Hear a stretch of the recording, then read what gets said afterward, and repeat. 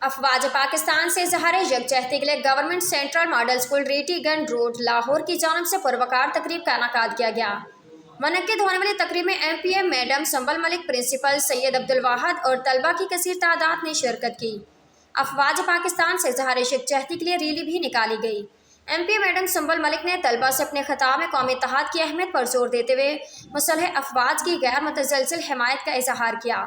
انہوں نے کہا کہ ہم پاک فوج کے ساتھ متحد ہیں۔ پرنسپل سید عبدالواحد نے بھی اجتماع سے خطاب کرتے ہوئے 9 مئی کے واقعات کے پیچھے ماسٹر مائنڈ کی مذمت کی۔ انہوں نے زور دے کر کہا کہ ہم اس سانحے کے ذمہ داروں کو کبھی معاف نہیں کریں گے۔ انہوں نے اسکول کے طلباء کو پاک فوج کے لیے غیر متزلزل حمایت کا یقین دلایا۔ اظہار یکجہتی کی اس ریلی نے اسکول کمیونٹی کے لیے ایک پلیٹ فارم کے طور پر کام کیا، جس میں پاک فوج کی بہادری اور لگن کو خراج تحسین پیش کیا گیا۔ تقریب میں طلباء نے بھرپور شرکت کی۔ تقریری مقابلہ جات کا انعقاد کیا گیا، جس میں طلباء نے پاک فوج کے حق میں اور ملک دشمن عناصر کے خلاف تقاریر کی۔